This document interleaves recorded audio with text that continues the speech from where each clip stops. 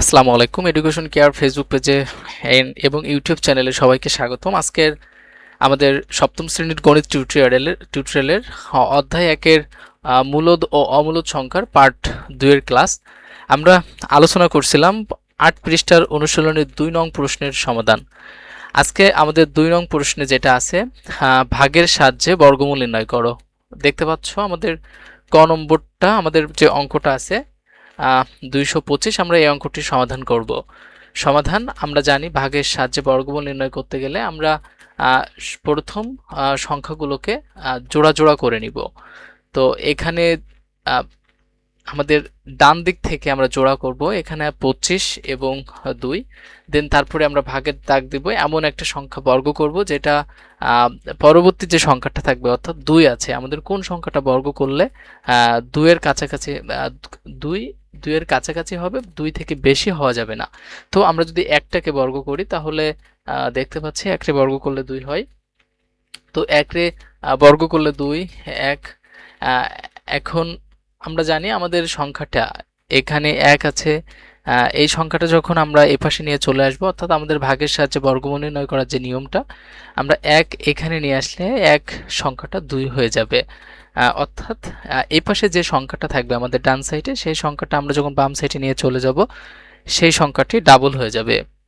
তো এখান থেকে আমরা 2 থেকে 1 বিয়োগ করলে সংখ্যাটি থাকে 2, 2 থেকে 1 বিয়োগ করলে থাকে 1, এবং পরে যে জোড়াটা ছিল 125, আমরা 125টা নিচে নামিয়ে নিয়ে আসব। এরপরে এমন একটি সংখ্যা, যে সংখ্যাটা আমরা 1-এর পিছনেও দেব, এখানে 2 এর পাশেও লিখব। এখন এই যে সংখ্যাটা আমরা লিখব সেটা দিয়ে এই পাশের অর্থাৎ বাম সাইডের যে সংখ্যাটা, অর্থাৎ ডান সাইডে যে সংখ্যাটা আমরা নিব, সেই সংখ্যাটা দিয়ে বাম সাইডের এই পুরো সংখ্যাটাকে আমরা গুণ করব। গুণ করে আমাদের অবশিষ্ট যে অংশটা ছিল সেটার কাছাকাছি হবে, বা তার বেশি হওয়া যাবে না, কম হতে হবে। অর্থাৎ আমরা দেখছি যে এখানে যদি 5 দেই, বাম সাইডেও এসে যদি 5 দেই, তাহলে হয়ে যায় 25। 25-এর সাথে আমরা যদি 5 গুণ করি তাহলে হয়ে যায় 125। অর্থাৎ 125 থেকে 125 বিয়োগ করলে থাকে 0।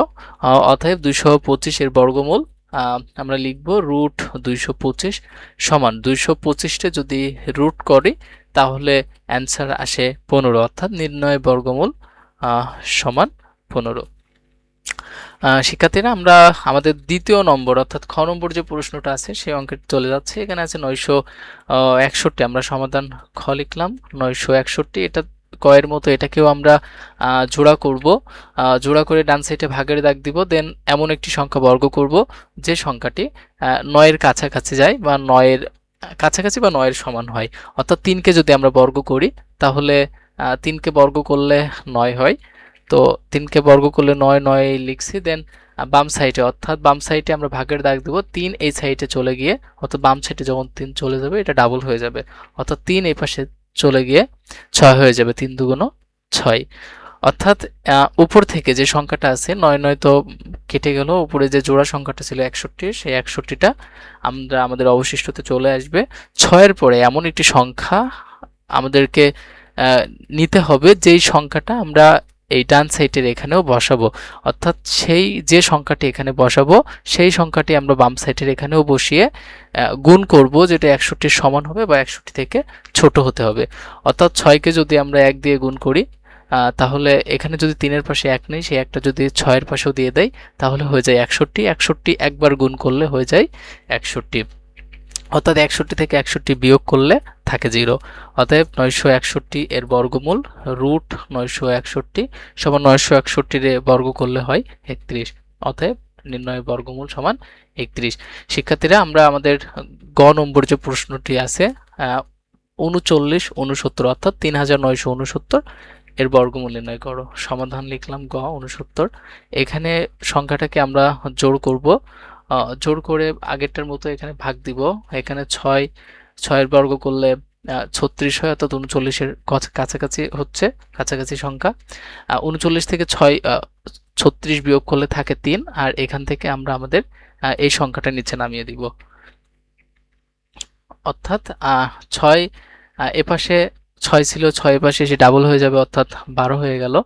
আর এখান থেকে 36 থেকে 39 থেকে 36 বিয়োগ করলে থাকে 3, অর্থাৎ 6 কত হলে 9, 3 হলে 9, আর এখানে যে জোড়াটা ছিল 69 সেটা নিচে নামছে।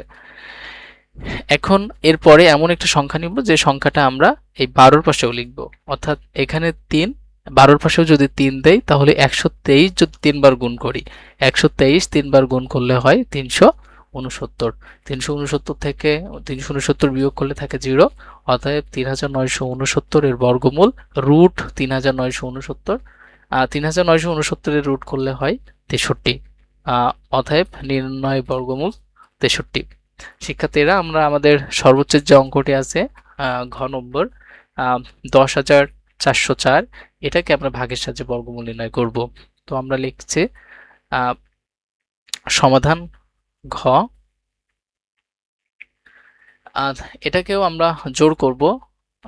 এখানে 0,4 0,4 একটা জোর, 0,4 একটা জোর, আর এখানে একটা সিঙ্গেল আছে, অর্থাৎ আমরা এই সাইডে একটা ভাগের দাগ দিব। এখানে ভাগের দাগ দিয়ে এমন একটা সংখ্যাকে বর্গ করব যেটা একের সমান হবে বা কাছাকাছি হবে। তাহলে একটা একের বর্গ করলে তো একই হয়, আমরা এটাকে করব, এক এপাশে 2 হয়ে যায়, আর এখান থেকে ছিল 0,4, তো এখান থেকে আমরা 0,4টা নামাবো। তো এখানে ছিল 0,4, তো 0,4-এর পরে যদি এখানে আমরা 0 দেই, 0,4 নামাই, অর্থাৎ এই পাশে 0, এ পাশেও যদি 0 দিয়ে দেই, দেখো শিক্ষার্থীরা, এখানে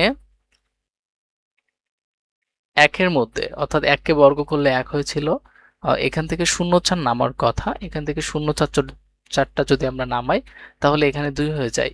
তো এই 2 এর পরে যদি আমরা এখানে 0 দেই, এখানে 0 দেই, তাহলে এই 0 0 কাটা যায়, এখান থেকে 4 থাকে, আর এই 0,4টা আমরা নিচে নামাই দিলাম। এখান থেকে এর পরের সংখ্যাটা যদি আমরা 2 নেই, সেই সংখ্যাটা যদি এখানেও 2 দেই, অর্থাৎ 202টারে আমরা যদি 2 দিয়ে গুণ করি তাহলে 404 হয়। শিক্ষার্থীরা, 404 থেকে 0 বিয়োগ করলে 404 থেকে 704 বিয়োগ করলে থাকে 0, অতএব 10,404 এর বর্গমূল রুট 10,404, এটাকে রুট করলে বা বর্গমূল করলে 102 হয়, অর্থাৎ এর বর্গমূল 102। দেখলে তো আসলে গণিত কঠিন না, সঠিকভাবে বুঝলে খুবই সহজ। আজকের ক্লাস যদি তোমার উপকারে আসে তাহলে একটা লাইক দাও, আর এমন সহজ ভাষায় সব অঙ্কের সমাধান পেতে চ্যানেলটি এখনই সাবস্ক্রাইব করো। আর পরের ভিডিওতে আমরা অনুশীলনী 1.1 এর পরবর্তী অঙ্ক নিয়ে আসছি, অর্থাৎ 3 দাগের যে অঙ্কটি আছে। পরবর্তী ক্লাস, ততক্ষণ পর্যন্ত ভালো থাকো, সুস্থ থাকো, আল্লাহ হাফেজ।